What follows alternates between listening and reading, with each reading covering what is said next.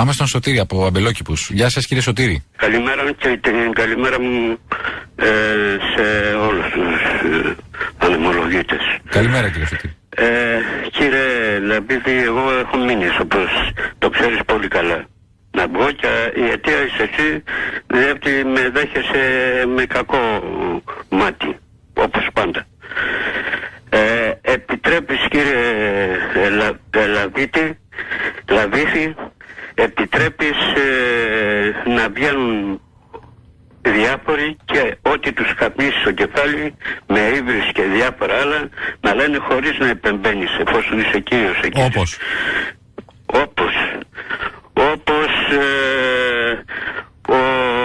Τι είπαν για το Πασόκ και σας πείραξε?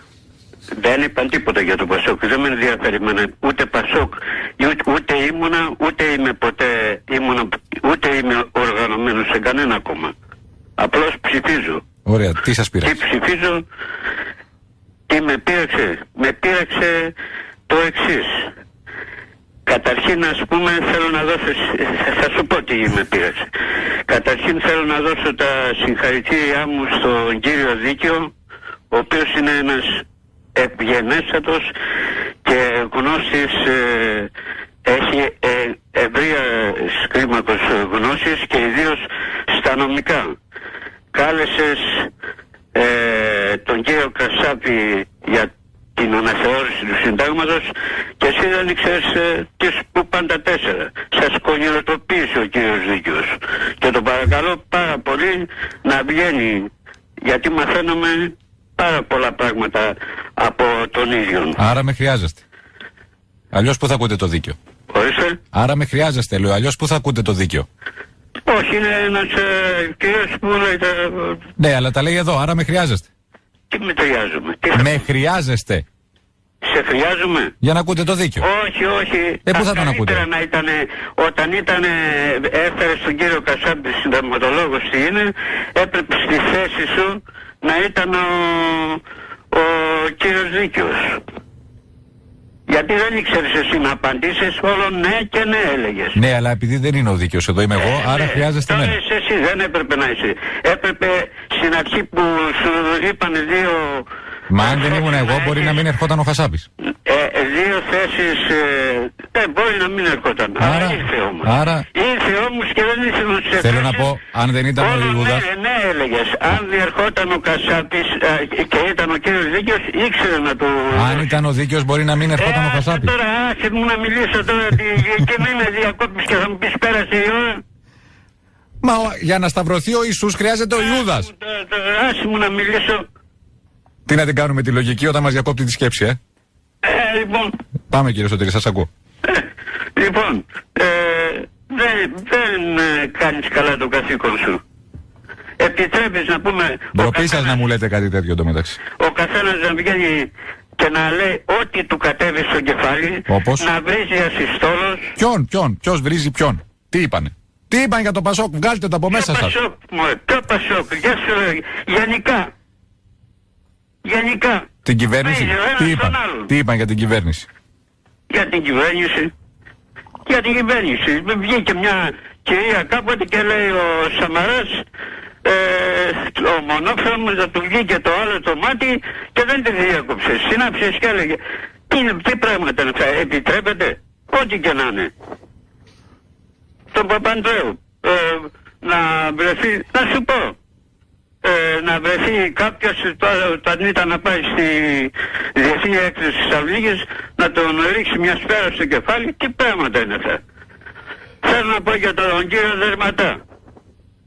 Κύριε Δερματά, νοσταλγία της δικτατορίας. Τον αφήνεις και μιλάει συνέχεια δικτατορία περί αυτά και εξυμνεί το... Κύριε Δερματά, 3 και 4 εις θάνατον κατεδικάστηκαν οι πραξικοπηματίες. 3 και 4 από το σχολεμένο το πρόεδρο το Νταγιάννη.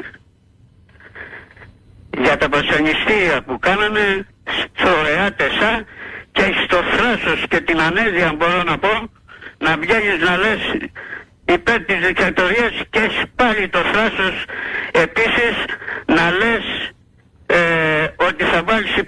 υποψηφιότητα, να πεις, εάν γίνουν εκλογές και βάλεις υποψηφιότητα και Δερματά και βρεις την ψήφο σου, μόνο αν θα βρεις την ψήφο σου, βρεθεί κάποια άλλη ψήφος, η μύτη του Λαβίδη θα έχει μια τρύπα όσο είναι το πηγάδι. Στο λέω. Δεν ξέρεις ακόμα, δεν καταλαβαίνουμε τι λες. Θέλουμε διαρμηνέα να καταλάβουμε τα ελληνικά σου. Ήρεμα. Τι ήρεμα. Ήρεμα. Εντάξει. Έτσι δεν είναι. Ήθελε να μου κάνει και μήνυση ότι είπα εγώ ότι παίρνω. Ο ίδιος σου είπε. Εγώ θα σας κάνω μήνυση με αυτά που λέτε. Τι, αυτά που σου λέω. Εγώ θα σας κάνω μήνυση έτσι όπως το πάτε. Να μου κάνεις. Στα δικαστήρια θα λύσουμε τη διαφορά. Να μου κάνεις. Κάνω. Να μου κάνεις. Τι θα πει αυτό. Πλάκα σας κάνω. Επειδή εσείς δεν έχετε χιούμορ και μπορεί να νομίζετε ότι όλα τα λέω, δεν θα σας κάνω μήνυση, ηρεμήστε. Και Λαμπίρι. Λαμπίρι, ό,τι θέλεις. Ναι, δεν θα σας κάνω μήνυση. Να μήνυση. σου λέω αγάπη μου. Να με λέτε Φραγκίσκο Βρανέλη. Κύριε Βρανέλη, αυτό να με λέτε. Του άρεσε. Κύριε Βρανέλη. Του άρεσε, κοιτάτε. Πώς βγαίνουν αυτοί που βγάζουν, ποιος τους βγάζει τους κυβερνώντες. Εμείς δεν τους βγάζουμε, δεν γίνονται εκλογές. Γίνονται ή δεν γίνονται εκλογές. Ποιος έβγαλε το Σαμαρά, το Μητσοτάκη, τον Παπαντρέου. Ποιος τους βγάζει. Εμείς έχουμε την ευθύνη, κύριε Κώστα. Παράκαμψη, ωραίο. Βγήκε προημερών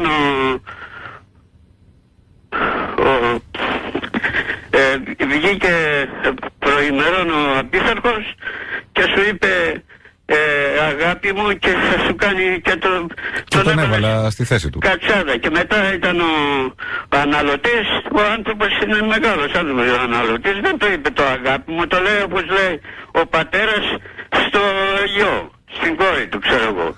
Σαν μεγάλος άνθρωπος, δεν σου είπανε ερωτικά όπως το έλεγε ο άλλος, πώς το λέγαμε,